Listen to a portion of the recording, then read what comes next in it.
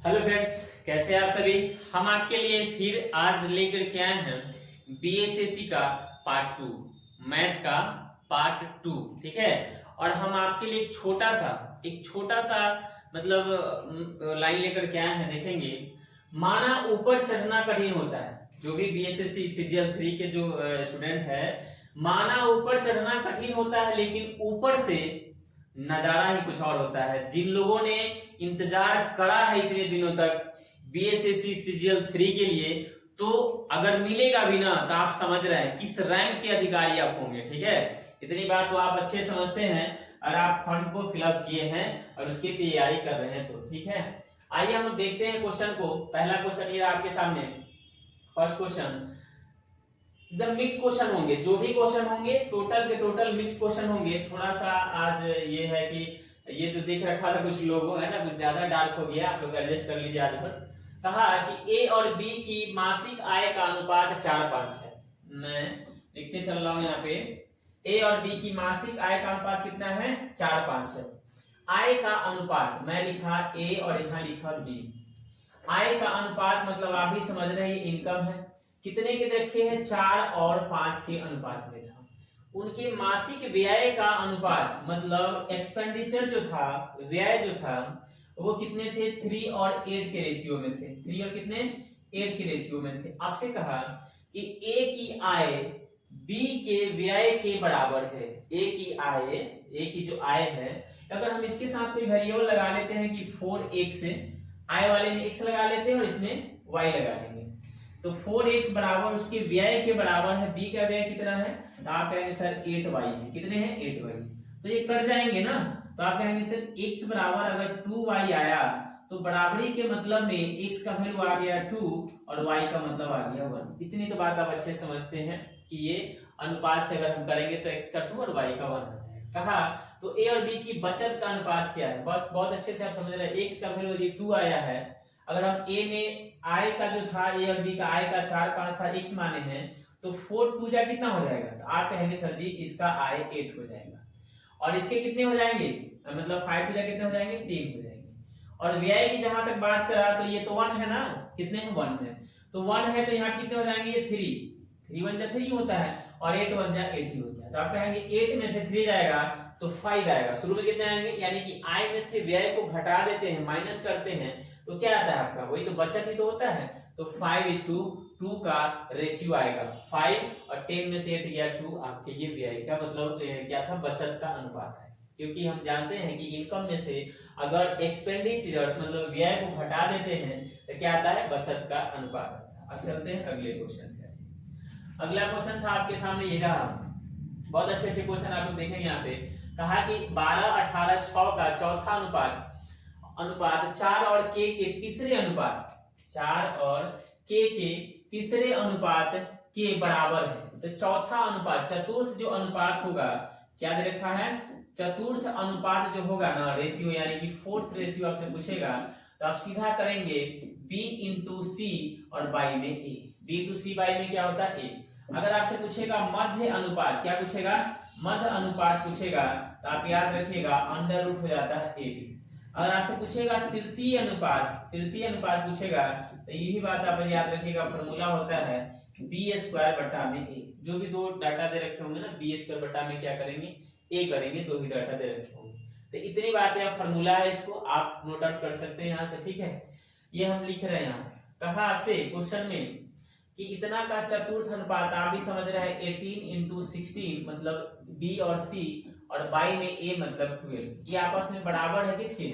इसके तृतीय अनुपात की। तो तृतीय अनुपात क्या हो जाएंगे? यानी k² बाई में 4 मतलब k² b² बाई में a।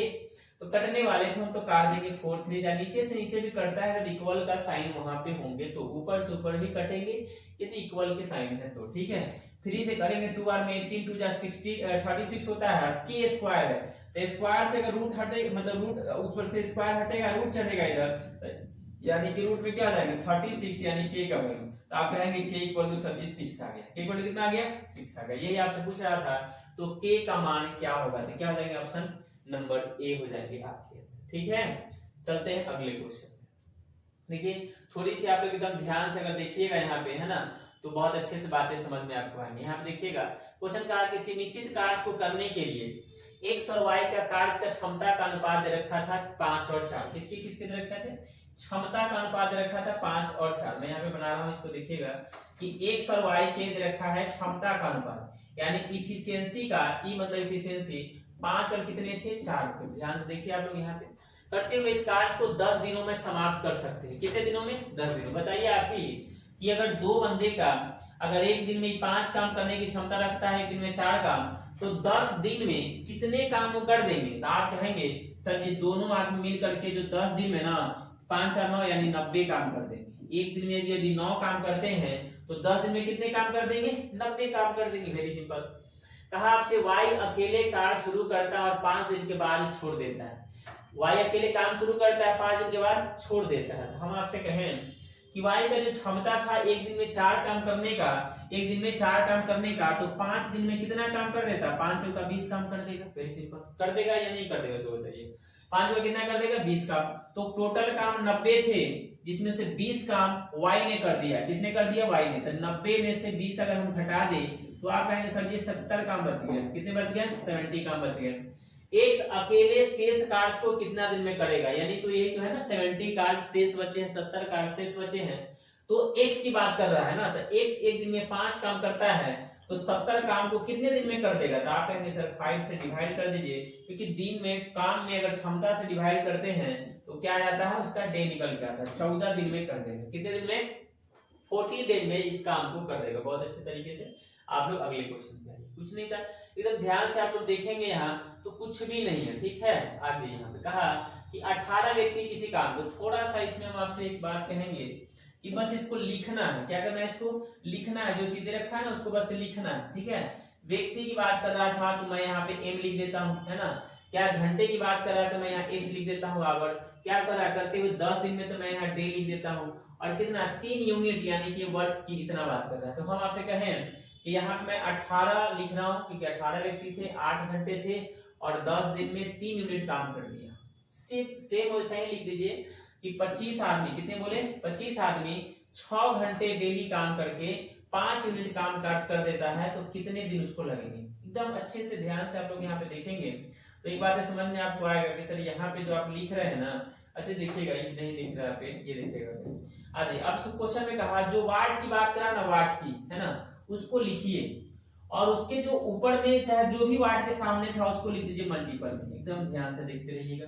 अब कंपेयर करने हैं, यदि 3 यूनिट काम करने में 10 दिन लगे हैं तो 5 यूनिट काम करने में ज्यादा दिन लगेंगे कि कम दिन? तो आपके मुंह से निकलेगा सर ज्यादा दिन लगेंगे, तो हम 5/3 लिख दीजिए। जो आपके मुंह से निकले उसको ऊपर लिख दीजिए। एकदम ध्यान से देखिए। 8 घंटे का डेली काम करें तो 10 दिन काम करने में लगे पूरा, तो 6 घंटे का डेली आप काम करेंगे तो ज्यादा दिन की कम दिन? तो आप कहेंगे ज्यादा दिन लगेगा। अगर घंटा काम करेंगे तो ज्यादा कौन था दोनों में से? 8 था, तो 8 के ऊपर 6 को नीचे लिख दिए। 18 आदमी किसी काम को अगर करना शुरू किया तो 10 दिन लगा दिया। अब कहा कि नहीं भाई साहब 25 आदमी लगाइए, तो कम दिन में काम हो जाएंगे। तो हमको पता चला कि 18 ऊपर हो जाएगा और 25 नीचे हो जाएगा। जो आपके मुंह से निकले उसको ऊपर तुलना करके लिख देने हैं एकदम अच्छे से, और जो वाट रहेगा ना उसके जो बगल में उसको मल्टीपल में कर देना। बात बाकी आप काट दीजिए। 25 गुना करिएगा तो 50 हो जाएगा, 3 7 18 हो जाएगा, 8 गुना कितने? 16 आपके सी नंबर ऑप्शन होंगे। मतलब कितने दिनों की आवश्यकता होगी? तो 16 दिनों की आवश्यकता होगी। एकदम ध्यान से देखिए आप सभी। क्वेश्चन कुछ ये नहीं है लेकिन है बहुत कुछ। ठीक है, कहा कि एक नल किसी टंकी को 3 घंटे में भर सकता है। Very simple. कहा कि एक नल किसी टंकी को 3 घंटे में भर सकता है। तो आप कहेंगे सर जी एक नल है कोई, है ना, 3 घंटे में भर सकता है। मान लीजिए अगर एक भरने वाला है तो प्लस लीजिएगा उसके ऊपर। अब कहा एक छेद जो उसमें होल है वो 5 घंटे में खाली कर सकता है, मतलब 5 लिख दीजिए यहाँ पे, है ना। अगर मैं बात करूं यहाँ पे रेखा था, ये इसकी भरने की बात कर रहा है तो क्षमता हो जाएगी ना, पलट जाती है, यानी समय के उल्टा जो ना क्षमता होता है, तो 3 कर दीजिए यहाँ पे। यानी कि 5 लीटर भर रहा है, 3 लीटर क्या कर दे रहा है? निकाल दे रहा है। टोटल अगर हम निकालेंगे टोटल जिसमें कितने पानी आएंगे तो इसको मल्टीपल कर दिए, कितने हो जाएंगे? 15। यानी कि हो जाता है टी आर टाइम का रेशियो होता है, यानी कि ई आर ये इफिशियंसी का रेशियो होता है, क्षमता का अनुपात होता है। दोनों को अगर हम वर्क को मतलब टाइम को और क्षमता से गुना कर दे तो टोटल वर्क निकल दे, जो कितने आ गए? 15 आ गए, 15 आ गए। जब 15 आ गए तो ये कह रहा था, यहाँ तक कह रहा था तो खुला छोड़ दिया है तो टंकी को भरने में कितना समय लगेगा। और यहाँ जो लाइन लिखा हुआ है एवं छेद जो आधा बंद था, इससे कोई फर्क नहीं पड़ता। आधा बंद मतलब वो जो नल था ना, नल था उसका नहीं होता, कभी कभी हाथी कभी जाते हैं नलवा को आधा, तो यानी कि वो पूरा जाता हुआ था, मतलब आधा जाता, उसे कोई फर्क नहीं पड़ता। ऐसा नहीं कि आधा घंटा बंद कर दिया, ऐसा कुछ नहीं कहा इसने। तो ये 15 टोटल थे। अगर हम आपसे पूछे कि 5 लीटर एक नल है जो 5 लीटर पानी 1 घंटे में डाल रहा है और उसी 1 घंटे में दूसरा नल जो छेदा के कारण, होल के कारण, मतलब उसमें से निकल जा रहा है पानी, फूटा हुआ है, तो कितना लीटर उसमें पानी गया, तो आप कहेंगे सर जी 1 घंटे में 2 लीटर पानी गया। सिंपल सी बात, 1 घंटे में 2 लीटर पानी गया। तो इतने ना टोटल में अगर क्षमता से अगर हम डिवाइड करें तो ये आपके आंसर आ जाएंगे 7 होल 1/2। दो कहां से लिखे हैं, ये दोनों का अंतर, क्योंकि 5 लीटर पानी डाल रहा है, इसमें से 3 लीटर क्या कर दे रहा है, निकाल दे रहा है, तो कुल मिला के कितने पानी गए टंकी में, तो 2 लीटर गया। तो उसी से अगर 15 लीटर हमको भरने हैं और 2-2 लीटर प्रत्येक घंटा में जाएगा तो 7.5 घंटा लग जाएगा भरने। Very simple. चलते हैं अगला क्वेश्चन था आपके सामने, देखिएगा अगला क्वेश्चन दे रखा था। एक बस ने 6 घंटे में 360 किलोमीटर की दूरी तय की। एक बस ने मतलब 6 किलोमीटर में 360 किलोमीटर की दूरी तय की, है ना, एकदम आराम से। तो हम आपसे बात करें कि समय बराबर क्या होता है, दूरी बटा चाल होता है। दूरी बटा क्या होता है, चाल होता है ना। तो दूरी बटा चाल यानी कि time equal to distance upon speed होता है। तो हम यहीं से जो भी निकालने फार्मूला निकाल सकते हैं। आपसे कहा कि 6 घंटे में 360 किलोमीटर जाता है तो आप कहिएगा 360 अपन मतलब 6 करेंगे समय, तो ये निकल जाएगा 60 किलोमीटर प्रति घंटा की स्पीड से बस चल रही है। कितने से, 60 किलोमीटर प्रति घंटा की स्पीड से बस चल रही है। यदि वह अपनी समान गति से 1/4 गति से, समान जो गति उसका 60 का, उसके 1/4, तो बताइए 60 का 1/4 कितना होगा, वेरी सिंपल। तो 60 का 1/4 हो जाएगा 15 किलोमीटर प्रति घंटा। 15 किलोमीटर भाई साहब, 60 में 1/4 से गुना करिएगा तो ही ना आएगा, 15 चौका 60 यानी 15 किलोमीटर प्रति घंटा गति करती है। तो समान दूरी तय करने में उसे कितना अधिक समय लगेगा, समान दूरी तय करने में कितना अधिक समय लगेगा, मतलब इस स्पीड से अगर जाएगा तो ये 360 के डिस्टेंस को कितना में कर पाएगा, तो हम कहेंगे 15 दूना 30, 15 चौका 60, यानी कि 24 घंटा उसको टाइम लग जाएगा। लेकिन स्टार्टिंग में कितना घंटा लग रहा था, तो कह रहा था 6 घंटा। तो कितना अधिक समय लग गया, तो आप कहेंगे 6 घंटा लग रहा था और यहाँ पे 24 घंटा लग रहा है, तो कितना घंटा अधिक लग गया, तो आप कहेंगे 18 घंटा लग रहा है। आंसर आ गया, यही कह रहा था और कुछ नहीं था। चलते हैं अगले क्वेश्चन पे।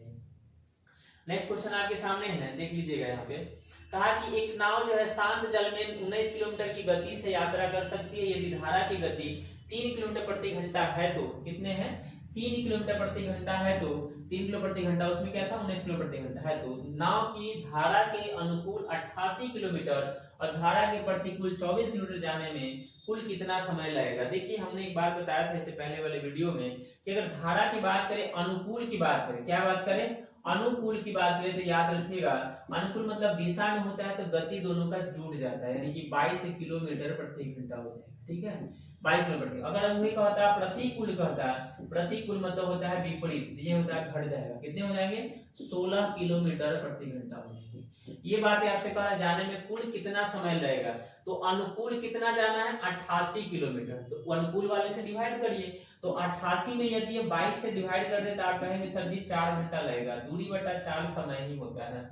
यहाँ पे बोला आपसे कि प्रतिकूल 24 किलोमीटर था, तो 24 बटा में प्रतिकूल वाला कितना था 16, तो आप कहेंगे सर जी अगर हम करेंगे तो 8 3 और 8 दूना 3/2 यानी कि 1.5 घंटा लगेगा।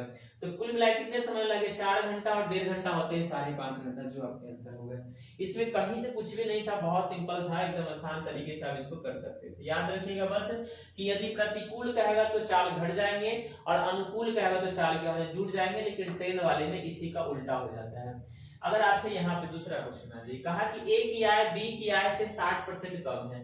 ए की आय बी की आय से क्या है 60% कम है। यहाँ पे मैं लिख रहा हूँ ए की आय जो है ना, ए की आय है बी की आय से 60% कम है।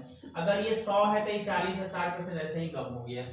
अगर आपसे कहा तथा ए का व्यय बी के व्यय से बी के व्यय के 60% के बराबर है, एकदम अच्छे से देखा। मैंने जो यहाँ पे लिखा आपके सामने, तो क्या मैं इसको ऐसे भी तो लिख सकता था ना, ये बात जो रखी थी कटने वाली थी 20 दूना 40 और 20 तिहाई मतलब 20 25 100, 20 दूना 40 ये दे रखा था। आपसे कहा कि ए का व्यय ए का व्यय मतलब क्या कर रहा था, ए का व्यय बी के व्यय 60% के बराबर है। बी के व्यय के 60% क्या है, बराबर है। ए का जो व्यय है मतलब ए का जो व्यय होगा वो बी के व्यय का 60% के बराबर होगा। तो याद रखिए 60% का मतलब होता है 20 3 60 20 25 100। तो ए का हो जाएगा 3, ए का वैल्यू कितना हो जाएगा 3 और बी का वैल्यू हो जाएगा 5। ध्यान से देखिएगा यहाँ पे एकदम अच्छे से, मैंने वो क्या निकाला उधर, वो व्यय निकाला है क्योंकि क्वेश्चन में यही बातें कह रहा था। और यहाँ पे क्या था, वो आय था, याद रखिए बहुत अच्छे से कहा आपसे। तथा यदि ए की आय बी के व्यय के 70% के बराबर है, जो ए की आय है ये दो ना रखा था, बी के व्यय कितने हैं 5 के 70% के बराबर है। मतलब अगर मान लेता हूं मैं इसके साथ x लगा दूं, क्या लगा दूं मैं, कुछ वेरिएबल x लगा दूं, तो a का जो होगा ना, a का क्या चीज बोला, आय, अच्छे देखिएगा 2x। और आपसे कहा कि b का व्यय, मैं यहाँ पे y लगा देता हूं ताकि व्यय में पता चले कि 70% के बराबर है। तो आप कहेंगे सर ये 7/10 होता है 70% का मतलब 5 गुना हो जाता है 10, तो 2 गुना कितने हो जाएंगे 4, 2 गुना कितने हो जाएंगे 4। तो हम कहेंगे ये 4x बराबर के 7y आया। तो आप ही तो कहेंगे ना कि सर ये बराबरी की अगर बात है तो x का वैल्यू 7 हो जाएगा, y का वैल्यू 4 हो जाएगा। हो जाएगा नहीं हो जाएगा। तो आपसे क्या पूछा, अच्छे से देखिए ध्यान दीजिए। तो a और b की बचत का अनुपात क्या होगा। तो पहले तो मैं x का वैल्यू 7 आया है तो 7 गुना हो जाएगा 14, 7 बचे कितने हो जाएंगे ये 35। ठीक है, अच्छे से देखिए। y का वैल्यू अगर 4 आया है तो मैं यहाँ पे करूं तो 4 के कितने हो जाएंगे 12 और 4 बचे कितने हो जाएंगे 20। अच्छे से देखिए, तो कहा कि बचत का, तो ए की बचत कितना होगा, 14 रुपया कमाया है और 12 रुपया गंवा दिया, मतलब देखा खर्चा कर दिया, तो दो ही ना होंगे तो ये दो ही एक ही ऑप्शन में 2:15। ये इतना करना पड़ा है क्योंकि ये क्वेश्चन में ही ऐसे बोल रहा था वो। ठीक है, एकदम अच्छे से जैसे जैसे बोला वो कि 60% कम है, जिसको मैंने 100 माना, 40 रेशियो लिया था, 5x 2x आया। और कह रहा था कि ए का जो दे रखा था, ए की आय बी के व्यय मतलब ए का मतलब जो व्यय था वो क्या था, व्यय था वो 60% के बराबर था बी के। तो मैंने इसको बराबर किया व्यय। फिर से कहा कि ए मतलब ए की आय बी की, ए की जो आय थी मतलब 2x मैंने ले लिया था, बी के व्यय के मतलब 5y के 70% के बराबर था। तो 7 बटा मैंने 10 कर दिया और यहाँ पे आपके आंसर आ जाएंगे 2 रेशियो कितने आ जाएंगे 15 आपके आंसर होंगे। चलते हैं अगले क्वेश्चन पे आ जाइए। नेक्स्ट अगला क्वेश्चन आपके पास है कि राघव अपनी आय का 80% खर्च करता है। राघव जो है ना अपनी आय का 80% खर्च करता है, कोई बात नहीं खर्च करता है। अगर मान लेते हैं उसकी आय अगर 100 रुपया है, क्या है उसकी आय कितनी है 100 रुपया है, तो 80% खर्चा कर देता है, खर्च कर देता है मतलब 100 का 80% खर्चा है, तो बचत कितनी हो जाएगी, तो आप कहेंगे सर बचत हो जाएगी 20 रुपये की। फिर से कहा 12% से बढ़ जाती है उसकी आय, अगर 12% से बढ़ जाती है मतलब 112 हो जाती है। 12% से बढ़ने का मतलब 100 था, 12% बढ़ गया तो 112 हो गई, बढ़ जाती है। बचत 10% कम हो जाता है, बचत क्या 10% कम हो जाता है। अच्छे से देखिएगा, पहले 20 रुपया बचत था, अब 10% कम हो गया, तो जब इसका 10% आप निकालिएगा तो 2 आएगा। तो कहने का मतलब है 90% सीधा निकाल देते, यानी 18 रुपये की बचत हो गई। तो अब बताइए खर्चा बंदा कितना कर रहा है, तो आप कहेंगे सर 94 रुपीज का खर्चा कर रहा है। 112 रुपये में से मात्र 18 रुपया अगर बचा पा रहा है तो 94 रुपया खर्च कर दे रहा है। तो वही आपसे कहा कि व्यय में प्रतिशत वृद्धि बताइए। तो व्यय मतलब खर्च, तो अब पहले 80 कर रहा था अब 94 कर दे रहा है, तो मतलब 14 कर दे रहा है ज्यादा। 80 कर रहा था पहले और गुना का 100 हो जाएगा। तो यही बातें होंगी आपके साथ भी। रेखा 0 से 0 कट जाएंगे, 4 से मतलब कटने वाला है 2 से 4 बार में, 2 से 5 बार में ये 2 कट जाएगा, कितने हो जाएंगे 7 5 35, 35 का 2 आधा करेंगे तो 17.5 आपके आंसर हो जाएंगे। ध्यान रखेंगे इस बात का। आगे चलेंगे अगले क्वेश्चन पे आइए। नेक्स्ट क्वेश्चन बहुत ही अच्छे ध्यान दीजिए आप सभी। कहा वस्तु ए और बी के लागत मूल्य का क्रमशः 1200 एवं 1600 रुपया है। कितने हैं 1200 एवं कितने हैं 1600 रुपया। ध्यान दीजिएगा बहुत अच्छे तरीके से, यहाँ पे मैं यहाँ पे बना रहा हूँ। तो देखा था यानी कि देखा था वस्तु ए और इसकी लागत मूल्य का, यानी ए और बी के जो लागत मूल्य की बात कर रहा था, यानी कि तो सीपी दे रखा था, टोटल सीपी की बात कर रहे थे, कितने हैं ए और बी की। ए का यहाँ पे लिख देता हूँ, बी का यहाँ पे, तो कितने थे 1200 है ना, और ये रखे थे 1200 और 1600 था, 1200 1600। तो कुल मिला के बात करिए तो कितने हो जाएंगे 2800 हो जाएंगे कि नहीं हो जाएंगे, आप गौर से करिए 12 1600 2800 एकदम अच्छे से। एसपी की बात करा, अगर आपसे एसपी की बात करा तो ए की विक्रय मूल्य जो है 1380 रुपया है। कितना है 1380 रुपया है। अच्छे से देखिएगा, और यही आपको नहीं पता, यही आपको नहीं पता था दोनों के वस्तुओं को बेचने पर कुल लाभ 25% का होता है। कुल लाभ कितने का होता है? 25% का। अगर टोटल सीपी आपको पता है 2800 और लाभ पता है, तो बताइए आप एसपी निकाल नहीं सकते हैं कि 2800 इंटू 125 और बाई में करेंगे 100, तो ये कट जाने वाले हैं, तो हो जाएगा 125 अठे 1000 का हो जाएगा जीरो, कैरी हो जाएगा 100। कैरी कितना हो जाएगा? 100। 125 में 2 से करेंगे तो कितने हो जाएंगे? 250 250 और ये जाएंगे आपके 250 और 100 है ना, 350। 300 कितने?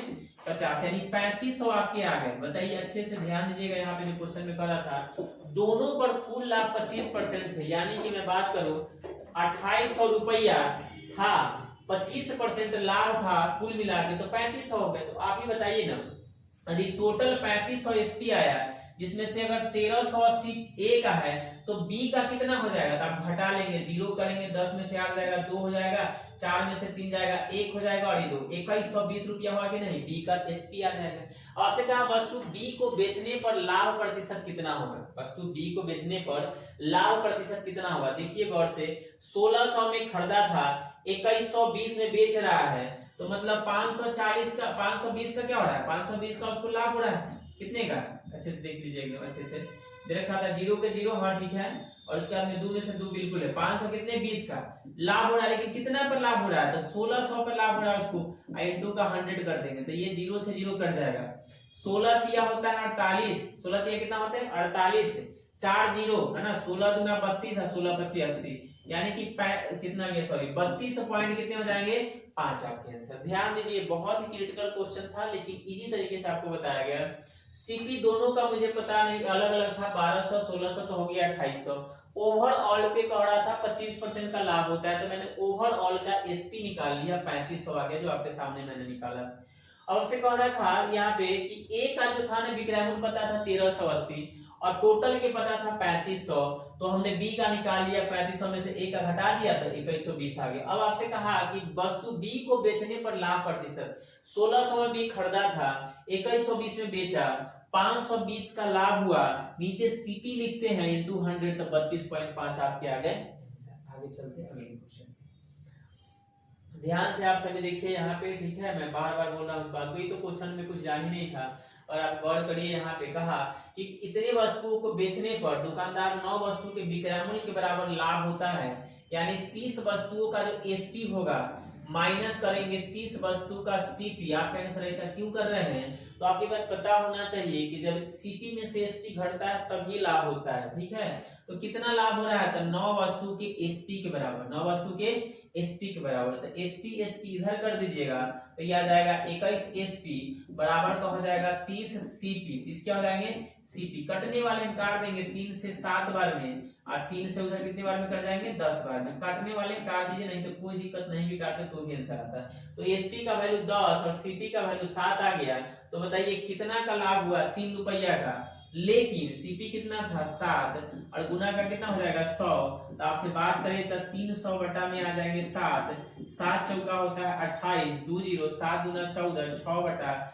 7 का, यानी कि लाभ होगा कहीं ना कहीं ऑप्शन में तो दिया ही होगा सी नंबर, कहाँ पे है? 42/6/7। आप ऐसे देंगे, सीधे बराबर कर दीजिए, और लाभ तभी होता है जब एसपी में से सीपी को माइनस करते हैं। याद रखिएगा इस बात को बहुत अच्छे से, मैंने पिछले भी कई वीडियो में ऐसे क्वेश्चन मैंने करवाया है। आज ये अगले क्वेश्चन पे कहा कि गणित की एक पुस्तक पर मुद्रित कीमत 550 रुपये है, यदि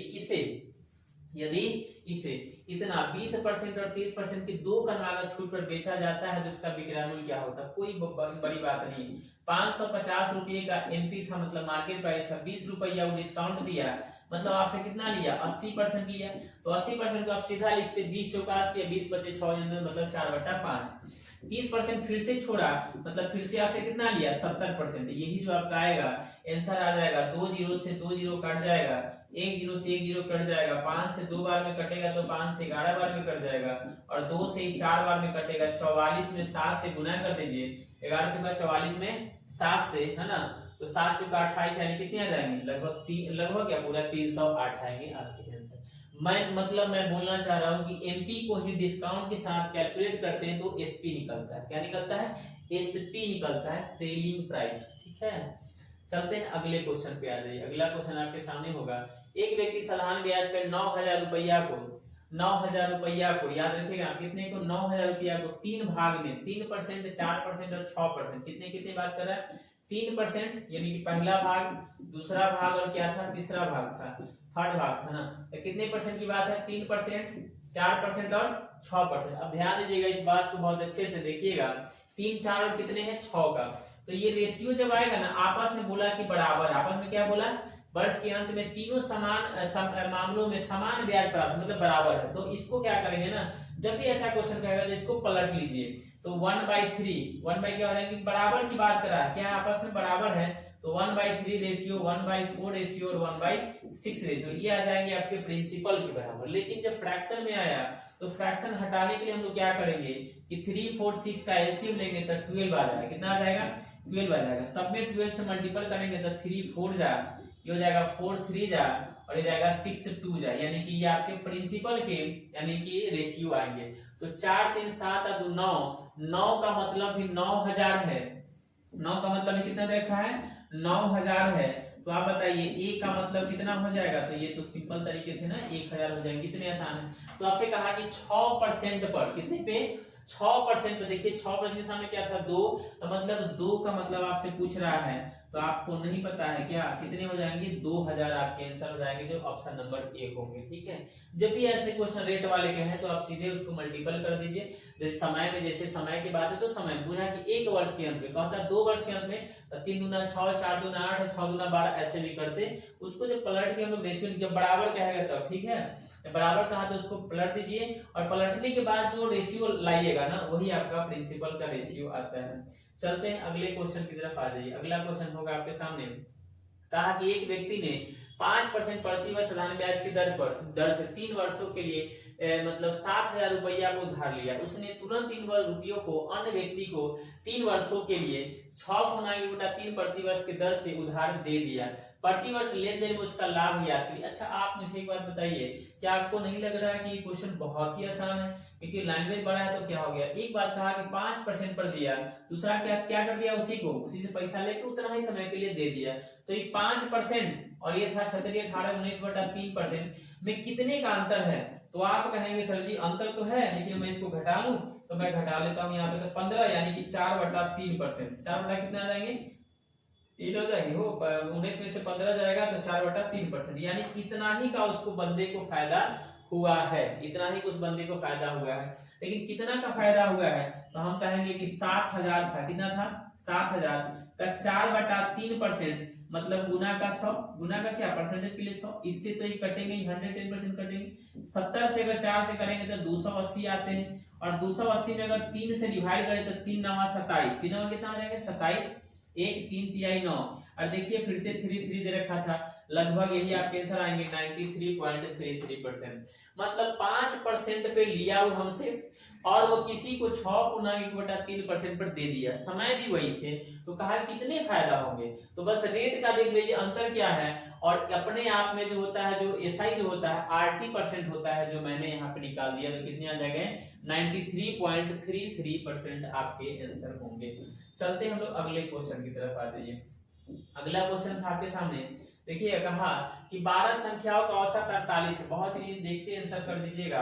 12 संख्याओं का औसत कितना 48 है। यदि प्रत्येक संख्या को 11 बढ़ा दिया जाए तो नया औसत क्या हो, प्रत्येक संख्या में बढ़ाया गया ना हो, तो प्रत्येक संख्या में बढ़ाया गया तो सीधे क्या कर देंगे, इतना जोड़ देंगे 11 को। प्रत्येक संख्या मतलब सब में 11 की बढ़ोतरी हुई, मतलब औसत में भी 11 की बढ़ोतरी हो जाएगी, नहीं तो कितने हो जाएंगे 48 + 11 यानी 59 आपके आंसर। जब भी ऐसे क्वेश्चन दे कितने संख्याओं का औसत इतना है, प्रत्येक में इतना बढ़ोतरी होगी, तो सिर्फ क्या करें आप, जो भी एवरेज दे रखा है ना उसमें उस नंबर को मतलब इंक्लूड कर दीजिए, आपके आंसर आ जाएंगे। अगला क्वेश्चन चलेंगे, आ जाइए। अगला क्वेश्चन होगा आपके सामने, बहुत ही अच्छा क्वेश्चन देखिएगा। यहाँ पे कहा कि 5 लगातार विषम संख्याओं का जो औसत है 75 है, किस संख्या को जोड़ देने पर यह औसत 76 हो जाएगा। आपसे हम आपसे पूछ रहे हैं, कोई भी संख्या विषम हो, कुछ भी हो, कोई मतलब नहीं है।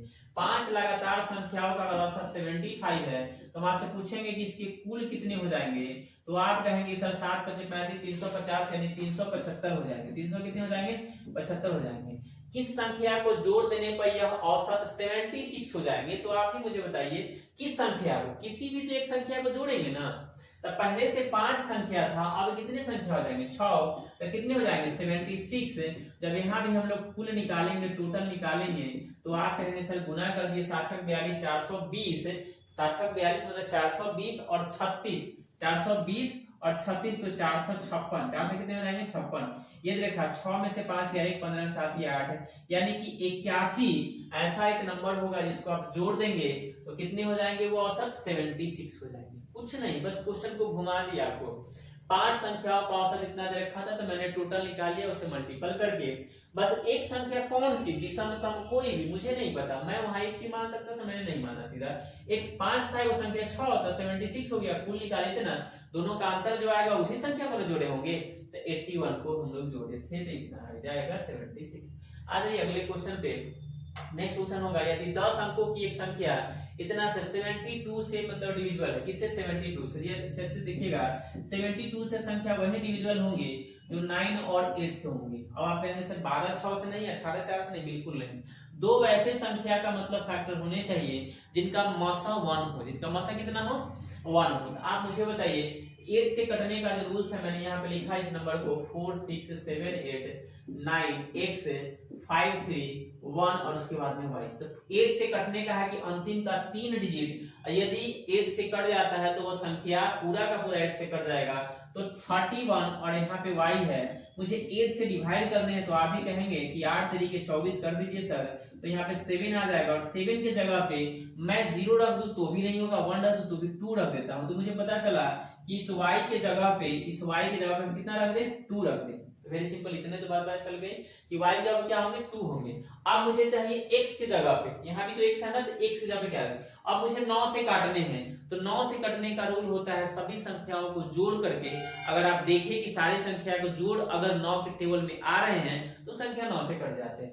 तो 4 और 6 कितना, 6 4 10 और 7 17 और 8 17 8 25 ना, 25 और 9 34, 34 और इधर से चल रहे हैं 34 और 5 कितना 39, 39 और 3 कितना 42, 42 है कितना 43, 43 और 2 45, यानी कितना हो जाएगा 45। अब देखिए यहाँ पे 45 आ चुके हैं, तो हम इसके जगह पे 45 के बाद कौन सा एक नंबर, तो x का मान बड़ा मान लेते हुए, x का मान बड़ा मान लेते हुए, अच्छे देखिएगा x का मान बड़ा मान लेते हुए, यह ध्यान से एकदम, यानी कि मुझे आ चुका था 45, में फिर से जोड़ लेता हूँ 2 1 3 3 6 5 11 और 9 20 28, 28 के साथ कितना होता है 35, 35 और 6 की मैं बात करूं तो 41 4 45, यानी 45 आ चुका है प्लस में x, तो x का बड़ा मान लेते हुए। अच्छा से आप बताइए यदि इसमें 9 भी जोड़ दे, कितने जोड़ दे 9, तो 45 में अगर हम 9 जोड़ देते हैं तो 54 हो जाएगा, जो 9 6 54 बोला था x का बड़ा मान लेते हैं, तो x का मान आप यहाँ 9 भी रख सकते हैं, कोई दिक्कत नहीं है।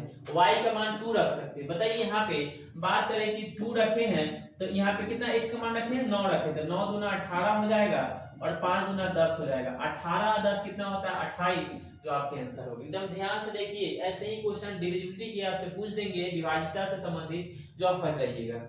x का बड़ा मान बोला है, x का बड़ा मान बोला, अगर संयोग से यहाँ पे अगर 0 रख देते तो वही बात आ जाता है 10, सीधा कितना, अगर जो बच्चे यहाँ पे 0 लेंगे सीधा यहाँ 0 हो जाएगा, 5 गुना 10, जो ऑप्शन नंबर सी में भी दे रखा है, एकदम सावधानी से, ठीक है। इसके आंसर कितने होंगे 28 होंगे, ध्यान से, ठीक है, क्योंकि x का बड़ा मान लेना था मुझे। अगला चले अगले क्वेश्चन पे, इनमें से किसका जो है वर्गमूल एक परिमेय संख्या है। परिमेय संख्या का मतलब वही होता है जो रूट में ना हो, रेशनल नंबर वही होते हैं जो रूट में ना हो, जिनका पूरा पूरा रूट मतलब निकल जाए, या जो पॉइंट के बाद मतलब पॉइंट के बाद एक नियमित रूप से रिपीटेशन हो, जिसको हम लोग टर्मिनेट कर सके, यानी कि उस पर रेकरिंग लगा सके, ठीक। पहले तो बात होगी जो p/q के फॉर्म में जिनको हम लोग लिख सके, ठीक है, ये बात है, जिनको मतलब पॉइंट के बाद नियमित रूप से रिपीटेशन हो 3 2 3 2 3 4 3 4 ऐसा कुछ करके, तो हम उसको परिमेय संख्या बोलते हैं। जो रूट से बाहर पूरा पूरा जो निकल सके उसे ही परिमेय संख्या हम लोग कहते हैं। आ जाइए, यानी कि रेशनल नंबर बोलते हैं। और हम आपसे बात एक पूछ रहे हैं कि किन संख्याओं का कोई मतलब स्क्वायर नहीं हो सकता, तो जिनके लास्ट में सिंगल 0 2 3 7 और 8 हो, इन ये जो 5 चीजें जिन संख्या के लास्ट में हो, किसी भी संख्या का मतलब परफेक्ट स्क्वायर रूट नहीं हो सकता, परफेक्ट स्क्वायर रूट नहीं हो सकता। इसके लास्ट में 0 2378 हो, ये किसी संख्या का वर्ग हो ही नहीं सकता, याद रखिएगा। तो पहले बात है 2 यहाँ पे तो हट जाएंगे, यहाँ लास्ट में 8 है, ये भी हट जाएंगे। यहाँ पे बात अगर करिए, थोड़ी सी अगर बात करिएगा आप, तो यहाँ पे लास्ट में कितने आ जाएंगे, 5, मतलब 0.5 आएंगे। अगर इसको तोड़ेंगे भी तो नीचे में रूट में क्या जाएगा, रूट में 10 बच जाएंगे, तो ये भी नहीं होंगे ना, क्योंकि नीचे 10 बच जाएंगे, रूट 10 का वैल्यू होता नहीं है, मतलब परफेक्ट नहीं होगा। तो यहाँ जो बात है, क्यों नहीं होगा, क्योंकि मैंने बोला कि परिमेय संख्या बोला है वो, तो परिमेय तो रूट में होता नहीं है, तो ऑप्शन क्या हो जाएंगे आपके ए, जो इसके आंसर आप निकालेंगे जो भी होंगे यही आपके आंसर, ठीक है। चलते हैं अगले क्वेश्चन, अगला चलते हैं नेक्स्ट क्वेश्चन। आपसे कहा इतना का महत्तम सावर्धक क्या होगा, देखिए ध्यान से देखिए, यही पे मैं बता देता हूँ कि कुछ नहीं था, क्वेश्चन बस इतना याद रखिएगा। अगर आपसे एचसीएफ पूछ रहा है, क्या पूछ रहा है, एचसीएफ ना, ध्यान दीजिए, एचसीएफ पूछ रहा है तो जो पूछ रहा है वो ऊपर वाले का निकाल दीजिए, और जो नहीं पूछ रहा है वो नीचे वाले का हमेशा निकालिए। अगर एलसीएम कह रहा है तो ऊपर वाले का एलसीएम, नीचे वाले का एचसीएफ निकालिए। तो 7, 21, 49 का एचसीएफ 7 हो जाएगा, और 16, 32 और 8 का जो एलसीएम होगा, क्या होगा एलसीएम, वो 32 ही होगा, जो आपके आंसर कितने हो जाएंगे, 7/32 आपके आंसर। फ्रैक्शन वाले में याद रखिएगा, जो आपसे कहेगा वो ऊपर वाले का निकाल देना है, जो नहीं कहेगा वो नीचे वाले का निकाल देना है, ठीक है, कि दोनों एचसीएफ एलसीएफ साथ में निकालिए फ्रैक्शन वाले के साथ, ठीक है। चलते हैं अगले क्वेश्चन पे आ जाइए। अगला क्वेश्चन आपके साथ होगा, ये रहा, अगर इतना इतना वैल्यू दे रखा है, आपसे पूछा कि थीटा का मान 0 से बड़ा और 90 से छोटा होना चाहिए, कुछ नहीं कहा, एकदम अच्छे देखिएगा ध्यान से। यहाँ पे देखिए, मैं इस चीज को मैं बनाऊंगा नहीं, क्योंकि आप इसको बना करके इसके आंसर कमेंट में बताएंगे, ठीक है। मैं इतना बातें आपसे बता दे रहा हूँ कि कॉसेक स्क्वायर थीटा माइनस का cot square theta equal to का 1 होता है, और सेक स्क्वायर थीटा माइनस का tan square theta equal to का 1 होता है। साइन स्क्वायर थीटा माइनस का प्लस का sine plus cos square theta equal to का 1 होता है। ये फॉर्मूला, जिसमें आपका ये फॉर्मूला यहाँ पे यूज होगा, कैसे होगा मैं बता देता हूँ। तो मैं इसको लिखूंगा 12, क्या लिखूंगा 12 कॉसेक स्क्वायर थीटा माइनस का 12, क्योंकि मैं जब माइनस करूंगा यानी कॉसेक स्क्वायर माइनस हो जाएगा, तो ये इसके बदले मैंने इतना लिखा, कॉसेक स्क्वायर थीटा -1 मतलब कॉट स्क्वायर थीटा, तो ये हो जाएगा 12, और माइनस का कितना था, ये 31 था कॉसेक थीटा, क्या था कॉसेक थीटा, प्लस का कितना था 32 बराबर का कितना है 0। तो मैं बात करूं यहाँ से, तो हो जाएंगे ये 12 कॉसेक स्क्वायर थीटा याद रखिएगा, माइनस का 31 कॉसेक थीटा 32 में से 12 जाएगा तो प्लस का 20 इक्वल टू कितना हो जाएंगे 0। अब जब इक्वेशन आपको पता हो जाएगा, तो मान लेते हैं, मैं यहाँ पे मैं मान लूं कि कॉसेक के जगह पे अगर कुछ आप x मान लेते हैं, क्या मान लेते हैं, अगर मान लेते हैं कि कॉसेक थीटा बराबर x, तो ये मन में आपके आ जाएंगे कि 12x स्क्वायर माइनस 31x आप प्लस का 20 बराबर 0। तो क्या आप ही बताइए, इक्वेशन आप नहीं तोड़ सकते हैं, बिल्कुल तोड़ सकते हैं। दो ऐसे नंबर में तोड़िए जिनको यानी कि गुना कर दे तो 240 और जोड़ दे तो 31, तो आप कहेंगे सर जी हो जाएगा 16 और 15, कितने हो जाएंगे 16 और 15 हो जाएंगे। मैंने इसको तोड़ दिया, और आपके जो इक्वेशन जो भी आएंगे कॉसेक का वैल्यू आएगा, और जो आपसे पूछ रहा है साइन का, क्या पूछ रहा है साइन का, तो आप इसका आंसर निकाल करके और इसके आंसर कमेंट में बताइएगा, ठीक है, क्योंकि मैंने इतना चीज आपसे कर दी, बहुत आसान तरीके से आंसर कर सकते हैं। अगला क्वेश्चन चलिए नेक्स्ट। अगला क्वेश्चन कहा कि 500 रुपये की राशि पर 2 वर्ष का चक्रवृद्धि ब्याज, 2 वर्ष का क्या है चक्रवृद्धि ब्याज है ना, 2 वर्ष का, यदि पहले वर्ष के लिए 10% था, दूसरे वर्ष के लिए 20%, कोई बात नहीं, 10% का मतलब पहले वर्ष के लिए तो 1 कितना हो जाएगा 10, यदि 10 था तो कितनी हो जाएंगे अमाउंट 11 हो जाएंगे, ठीक है। 20% की बात बोला, हम कहेंगे कि 20% का मतलब सर जी बताया थे 1/5 होता है, तो पहले 5 था तो अमाउंट कितने हो जाएंगे 6 हो जाएंगे।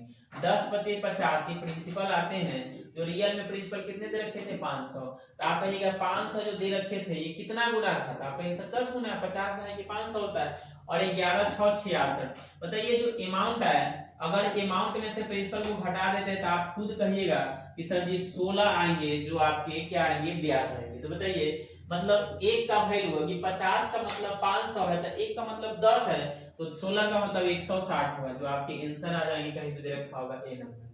ये भी जो मैंने निकाला है, ये नीचे वाले जो होते हैं हमेशा प्रिंसिपल होते हैं, हमेशा क्या होते हैं प्रिंसिपल, और जो ऊपर वाले होते हैं प्रत्येक 1 साल का ब्याज होता है। ये पहला साल का था, ये दूसरा साल का था, ठीक है, ध्यान देंगे इस बात को। आगे चलते हैं अगले क्वेश्चन पे।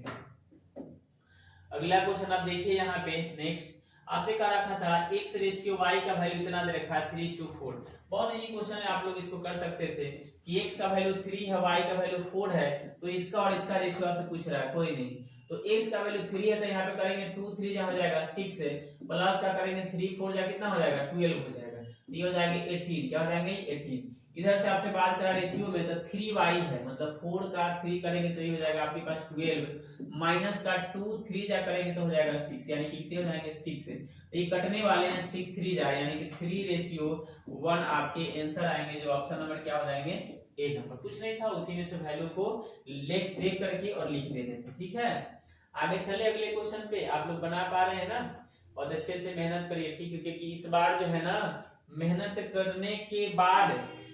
करने के बाद जो सुकून मिलने वाला है ना वो आप खुद बुझ रहे हैं, ठीक है। चलते अगले क्वेश्चन पे आते हैं। कहा आपसे निम्न में से कौन सा भिन्न अवरोही, मतलब अवरोही का मतलब होता है डिसेंडिंग ऑर्डर, मतलब बड़े से छोटे के क्रम में लिखना, बड़े से छोटे के, जो भी इसमें से रखा है 3/4 है, 1/2 है और 2/3। पहले तो इसको मैं करूं, ये छोटा सा है, सिंपल सा है, कोई बात नहीं, क्रॉस मल्टीप्लिकेशन से ही होता है। और नीचे वाले का एलसीएम आसानी से ले सकते थे, ले लीजिए, 4 2 6 का एलसीएम कहिए तो 12 आ जाएगा।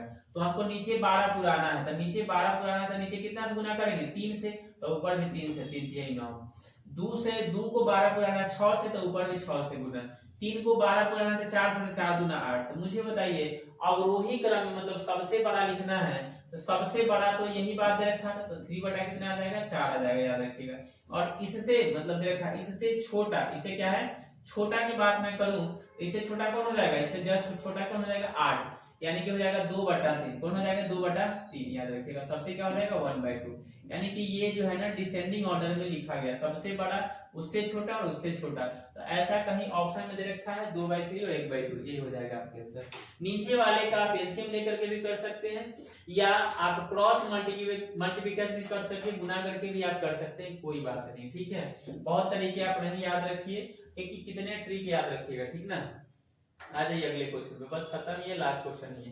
कहा कि प्रथम 9 अभाज्य संख्याओं का औसत कितना होगा। देखिए इसमें कोई ट्रिक नहीं है, 1 से लेकर के, मैं इतनी बात बता दूं कि 1 से लेकर के मतलब 1 से लेकर के 1 to 50 तक में अभाज्य संख्याओं की अगर संख्या होती है तो 15 होती है, और 50 से लेकर के 100 तक में अगर बात करें आपसे तो मतलब 10 होते हैं। तो कुल मिला के आपसे पूछेगा 1 से 100 तक में कितनी अभाज्य संख्या है, तो आप बोलिएगा 25 को। और कौन कौन अभाज्य संख्या प्राइम नंबर वही होते हैं जिनके मोर देन फैक्टर 2 होते हैं। मोर देन फैक्टर कितने होते हैं 2 होते हैं, मतलब 2 के अलावा और किसी नंबर से नहीं करते, एक तो खुद से और एक रखा है खुद से, यानी कि एक और, मतलब खुद से और 1 से, खुद से और 1 से।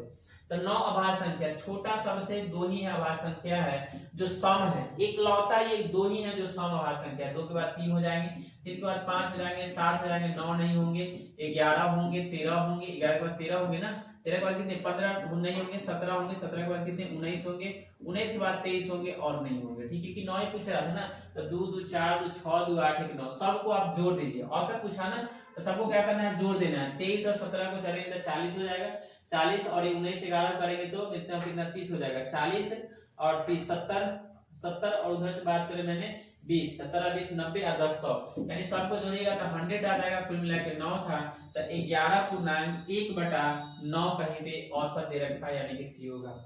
आज के लिए इतना ही, ठीक है। आप लोग इसको बहुत बेहतर तरीके से जितना हो सकता है रिवीजन करिए, और जो मैंने कहा है कि ऊपर से देखने का नजारा ही कुछ और होता है, जो आपको बहुत अच्छे से समझ में आई हुई बात को, क्योंकि ये लेवल ही कुछ और है, सीजीएल का जो लेवल है बेसिस का लेवल ही कुछ और, अगर एक बार मिल तो जाए फिर आप समझ रहे हैं अच्छे से। तो इसको जितना हो सकते हैं मतलब हो सके बनाइए। अगर आप नए हैं तो रिक्वेस्ट है आप सभी से कि आप चैनल को आगे अपने दोस्तों में शेयर करिए, है ना, अगर मतलब जितना हो सके, क्योंकि कहने का मतलब है कि आपसे कोई एक्स्ट्रा चार्ज नहीं लिया जाता, ठीक ना, और इतनी मेहनत करी जाती है आपके लिए, ठीक ना।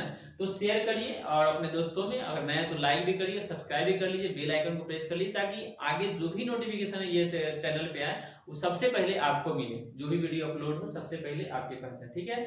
मिलते हैं नेक्स्ट वीडियो में, तब तक मेहनत करिए आप लोग बहुत अच्छे से, जी जान से मेहनत करिए, क्योंकि सामने एग्जाम आपकी एकदम होने ही वाली है, ठीक ना। बेस्ट ऑफ लक, मिलते हैं नेक्स्ट वीडियो, ओके बाय।